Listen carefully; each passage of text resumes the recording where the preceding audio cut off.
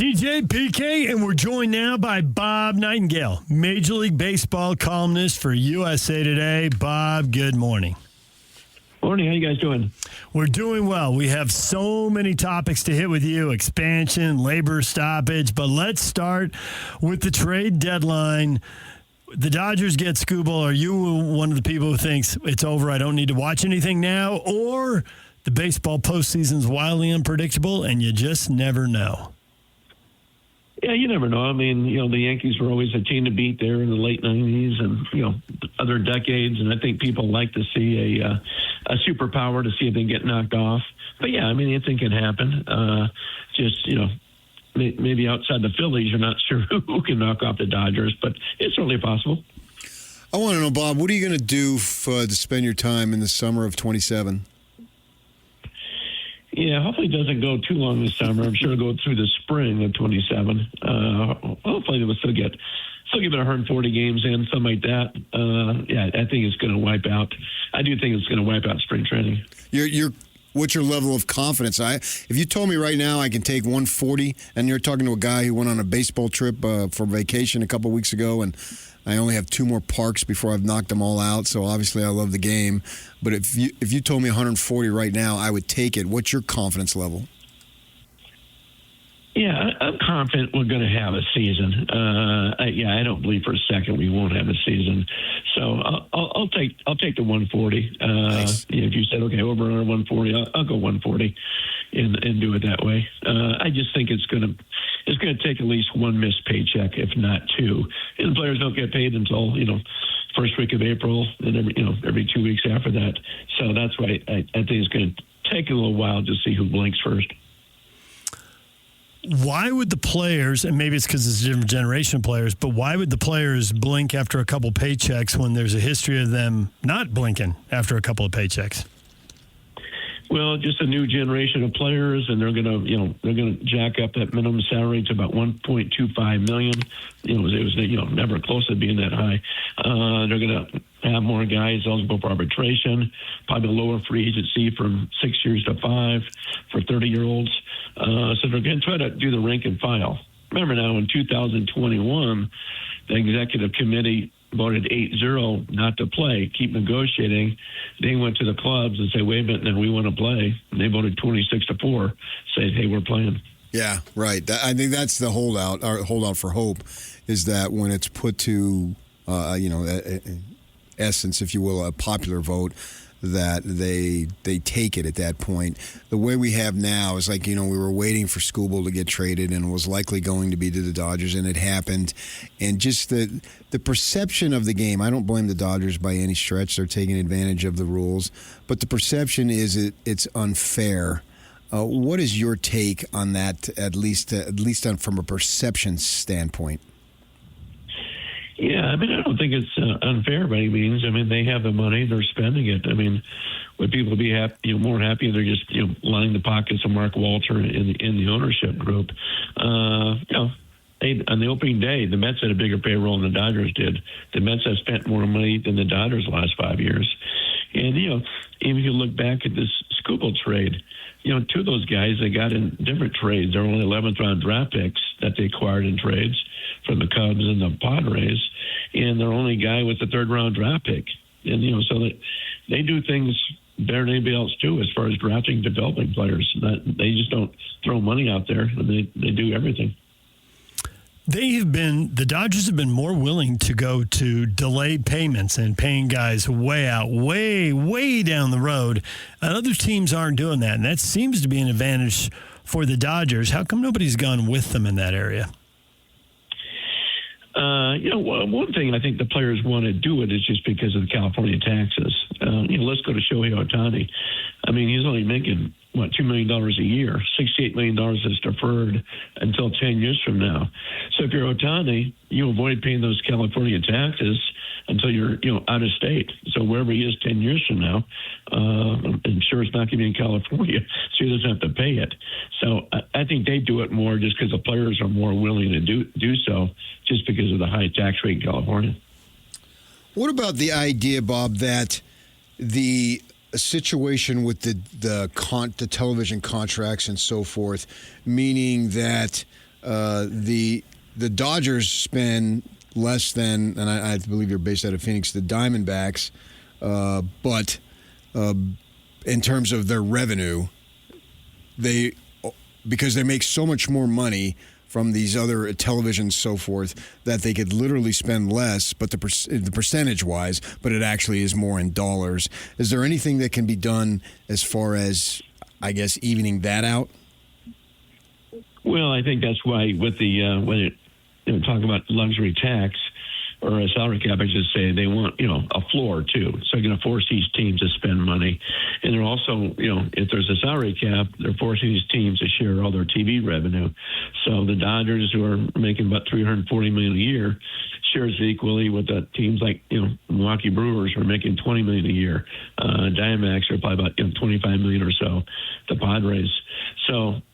That's the part they're trying to get, do the level playing field, very similar to the NFL.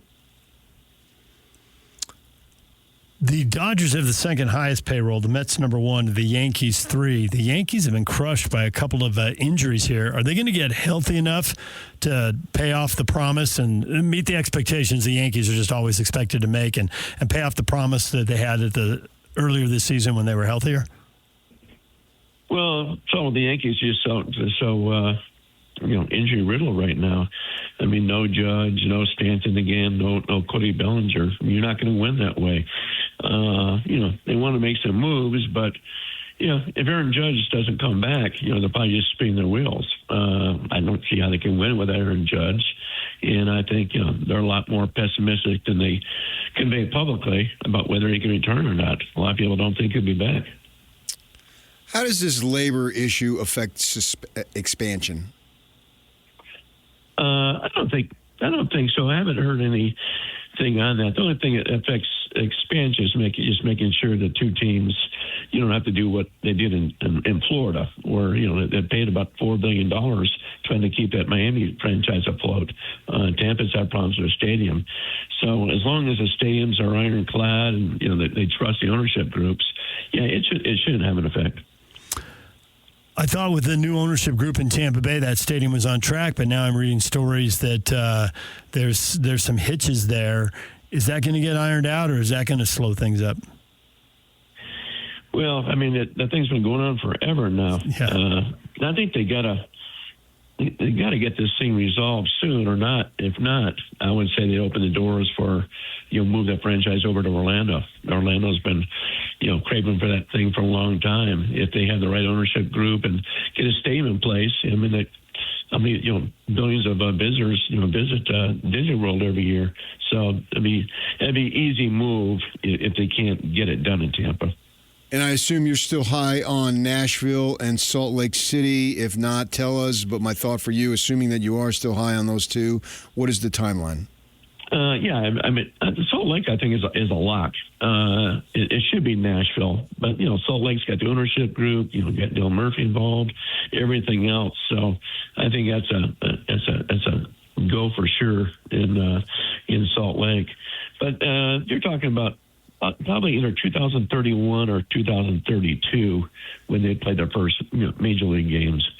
And some owners aren't crazy about it. I mean, it's going to be a high expansion fee just because the talent that, as we've seen pitching wise, now you're going to dilute it more, by having 26 more pitchers in the game. It's like, wow, where's this talent going to come from? But I think either 31 or 32.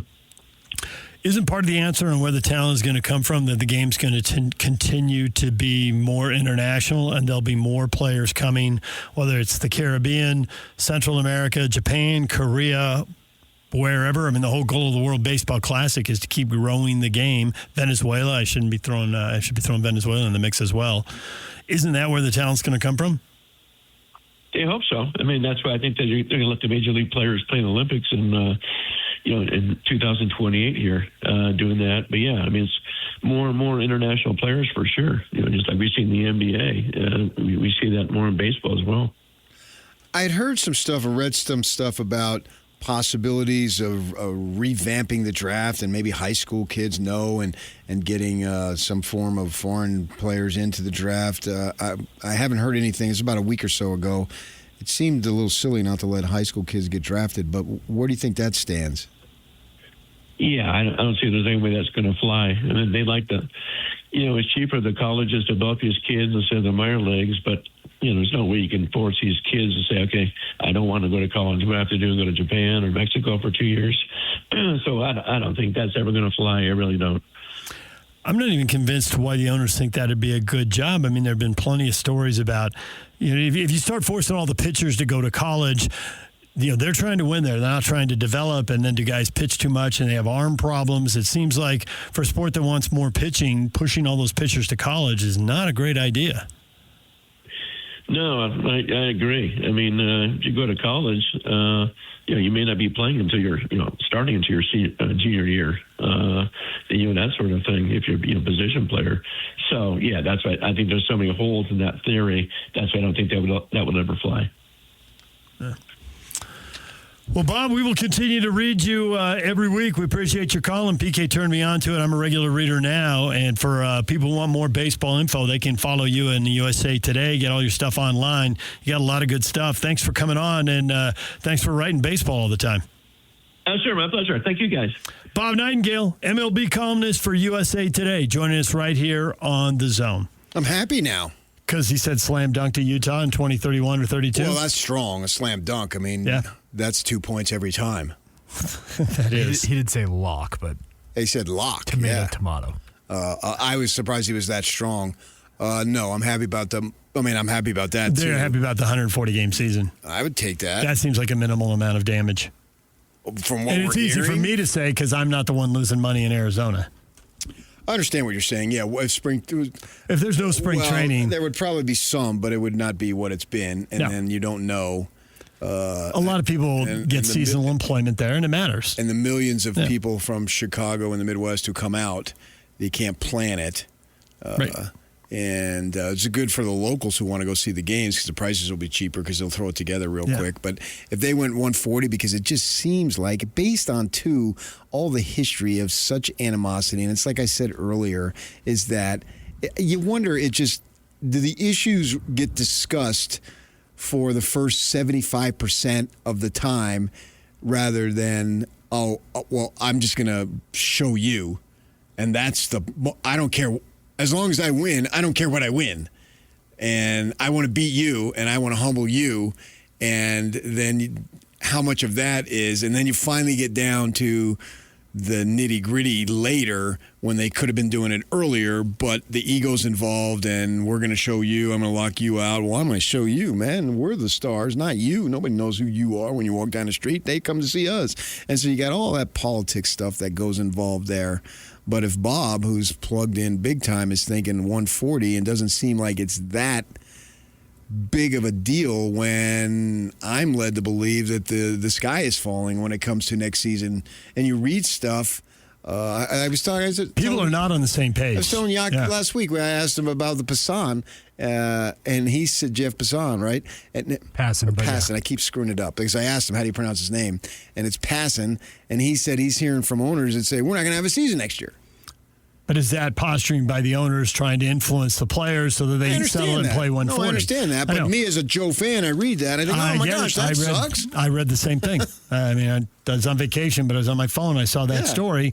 And, I mean, there's a lot of people reporting this, and it's like you said a long time ago. Do you report the truth, or do you report what people tell you?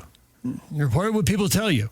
And that's why there's commentary and opinion trying to suss out the truth, because everyone's giving you the quote that reflects the story they want to tell. Right.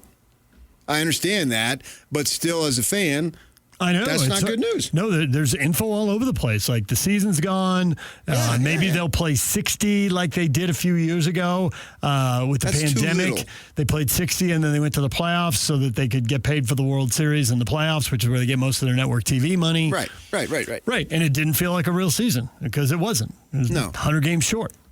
But I can live with 20 games short is not what you want, but you can live with it, especially because the 20 games you miss are at the start of the year in a lot of major league cities. It's miserable weather and bizarro games. Like 3-4 weeks. And we're in the NBA and NHL playoffs. There's a million things going on. Masters. Yeah. So I would barely notice it. I would actually notice because of my Arizona roots, I would notice it more in spring training than I would then. Yeah. Because you got March Madness and right. And if the option is 162 or 140, 140 is terrible. But if the option is 140 or no baseball or 140 or 60 games, 140 is awesome. I think it is, yeah, right. As I say, I would take that right now. Right now, I'd sign off on it. And then I wouldn't worry. Kick back. A fight among yourselves. I don't care. Tell me when it's settled. And then it's settled, and away we go. And then the Dodgers win the division in 27. They're loaded for a while. When do injuries back where you started? When do injuries drag them down? All dynasties come to an end. How much do you have to suffer if you're rooting for one of the other teams? Well, which we are. Considering what they just did with the Skubal deal where they didn't have to get rid of their top prospects to add him, who's to say that it's ever going to end? Because everything ends. Well, right, but relatively ever, if it's 15 years, that is forever. Because that doesn't happen. Didn't even happen it happened to the Yankees way back when there was no player movement and all that stuff. They got on over. And there was no draft. The draft didn't come about till the middle of the 60s, right? Something along those lines. And so, yeah, if they had a 15-year run, now they already have approaching 15 with the division, but if they won 11 out of 15 World Series, that would be staggering. That would be. And they're trying to go for the 6th time in 10 years. And they're 3-2 when they get there in these previous 5. Yeah, because that's where it's one thing when it's the division, it's another thing when it's a league, and it's another thing when it's all of baseball. And so for the rest of the National League, when it's just a series, right? For the rest of the National League, though, looking up at these guys 5 times in 9 years gets old, and is it about to be 6 and 10? It is in a sense, but we didn't balk when the Warriors went, when the Patriots were going. Somehow we gave them credit. Well, there was some complaining about the Warriors when they signed Durant. It was 2 years. But it was 2 wins, but we didn't know it at the time. Was it going to be 3 or 4 wins, and it didn't turn out to be? Right. But it's okay. Right. It was still 2 years. But, I mean, I didn't see anybody complaining when Jordan was winning 6 in a row, essentially. I thought it was great. The ratings are through the roof and all that stuff. Yep. But there was a salary cap, and they weren't outspending people, and they didn't do it with free agent acquisitions, and that's what people complain about. Okay, but the dominance of one team. If the Dodgers play the next 7 World Series like they did last year, who's complaining? That was very entertaining. Yeah. 7 games and right down to the final inning, and you don't know. Inches. Yeah, you don't know. Right. You're sitting on the edge of the seat, even if you're neutral, which I was. Yeah. I mean, with the Padres, I've obviously be going nuts, but it's not, so. But it was captivating. Yeah. I talked about this with Pablo last week when the questions on the World Cup. I said, I just want sports to be entertaining. You people need to understand it's entertaining. And then he brought it up to a movie, drama or. I listened to the interview getting ready to call the game Saturday, and the point he brought up about going back and watching the broadcast. Yeah. Other people's observations. What do they see? Ex-players, ex-coaches on the call, and I get why coaches do that. I've heard of a lot of coaches, actually. For all the complaining about the media, a lot of coaches do that, and in multiple sports, multiple levels. And he said, he heard the analysis like, hey, this is exciting. Hey, this is fun. Which to a certain degree, the players are fans, and you need buy-in for them to do a lot of hard work. So you're playing a style that's fun for them to play, because then it's easier to get them the buy-in to do the hard stuff. And we both agreed rom-coms suck and car chases and people jumping off buildings and stuff. No kidding, man. That's where we're at. We need action and we need adventure. I knew I liked that guy. You need action and you need adventure. Are people going to sit around and talk about their feelings? That's just not as interesting.